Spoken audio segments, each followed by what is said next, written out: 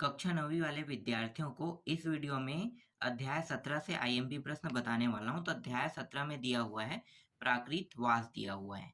ठीक है, चलो देखते हैं इसमें कौन कौन से प्रश्न इंपॉर्टेंट है।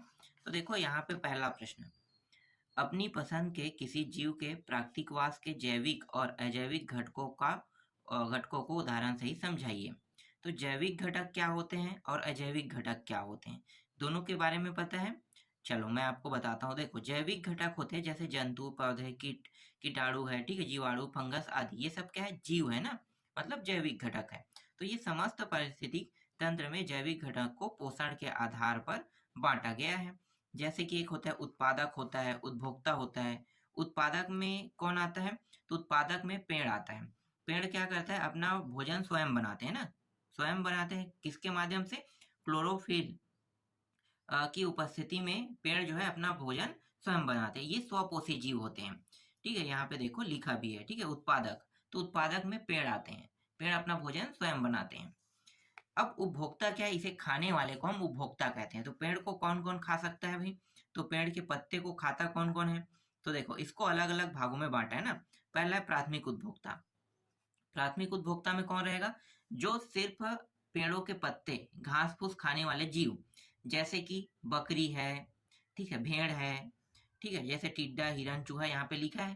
तो ये सिर्फ घास फूस खाने वाले जीव हैं। ठीक है, इसके बाद द्वितीयक उपभोक्ता में आते हैं। तो द्वितीयक उपभोक्ता में होगा ये सब कुत्ता, बिल्ली, ठीक है, ये मांस खाने वाले, मतलब इनको खाने वाले जीव को हम द्वितीयक उपभोक्ता कहेंगे। अब आते हैं तृतीयक उपभोक्ता में। तो तृतीयक उपभोक्ता कौन से जीव को कहेंगे? तो देखो, तृतीयक उपभोक्ता हम कहेंगे जो द्वितीयक उपभोक्ता को खाते हैं। ठीक है, ये सब क्या है? द्वितीयक उपभोक्ता को जो भोजन के रूप में खाता है। ठीक है, ये वैसे ही है। इसके बाद देखो, जैसे कि शेर, चीता है। अब घटक आता है। अब घटक क्या होता है? वे सूक्ष्म जीव, जब ये तीनों मर जाते हैं ना, मर जाते हैं, तो बैक्टीरिया के रूप में, जीवाणु के रूप में खाते हैं, उसे हम अपघटक कहते हैं। देखो, क्षय होने पेड़ पौधों व जंतुओं को भ्रमण करते हैं, क्या कहलाते हैं? अपघटक कहलाते हैं। अब देख लेते हैं अजैविक घटक। अजैविक घटक में क्या रहेगा? अजैविक घटक में जैसे कि ताप, ठीक है, जल, ताप, प्रकाश, आर्द्रता, वायु, ये सब अजैविक घटक हैं। ठीक है, मतलब इसमें जीवन की उत्पत्ति दिखाई ही नहीं देती, निर्जीव चीज है। तो निर्जीव चीज को हम क्या कहते हैं? अजैविक घटक कहते हैं। अजैविक घटक में जैसे अकार्बनिक लिखा हुआ है। ठीक है, अकार्बनिक क्या होता है? नाइट्रोजन, फास्फोरस, गंधक, कैल्शियम, ये सब क्या है? अकार्बनिक है। जैसे कि यहाँ पे देखो मृदा, ठीक है, यह मृदा से संबंधित कारक होते हैं। सब के सब वही है। जिसमें जीव नहीं पाया जाता है वो क्या होगा? वो अजैविक घटक होगा। समझ में आ गया आपको जैविक और अजैविक घटक?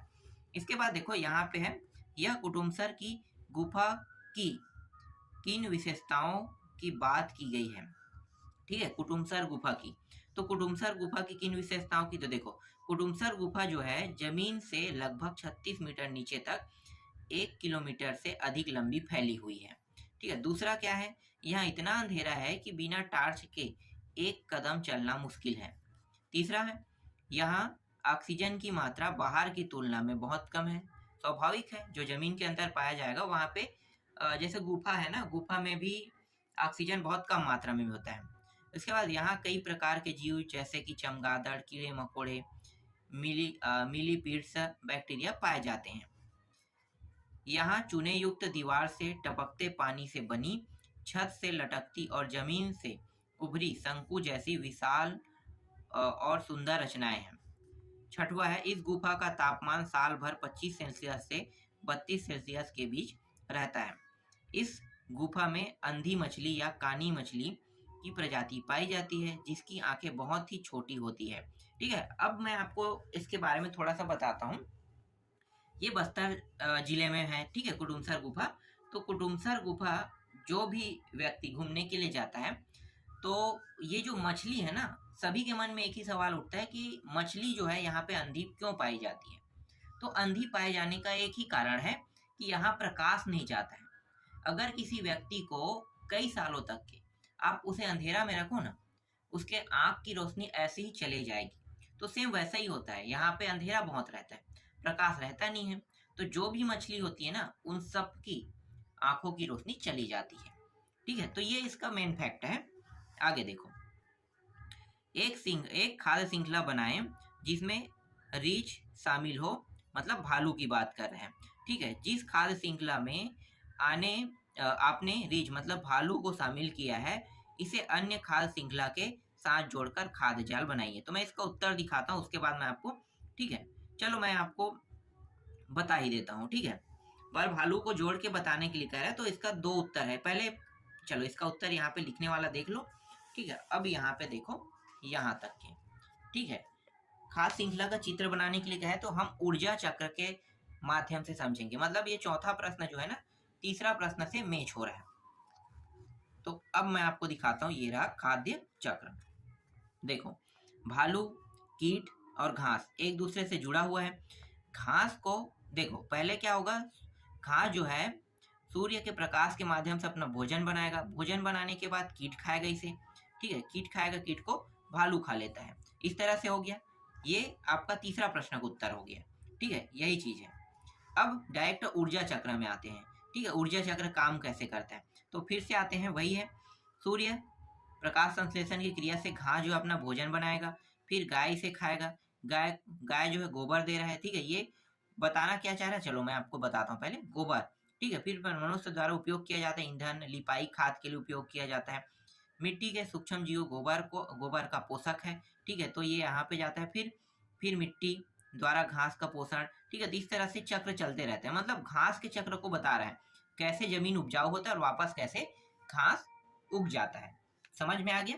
चलो इसके बाद देखो, क्या होगा यदि आप किसी ऐसे टापू पर पहुंच जाए जहां आपके अतिरिक्त अन्य कोई भी सजीव घटक ना हो। एक लेख लिखे कह रहे हैं, तो आपको एक लेख लिखना है। तो क्या लिख सकते हैं, तो देखो यहाँ पे है, जिस टापू पर कोई भी सजीव नहीं है वहां सजीव मतलब जीवधारी के प्राकृतिक वास के लिए उपयुक्त परिस्थितिक तंत्र के आवश्यक घटकों की अनुपस्थिति है। ये बात सही है।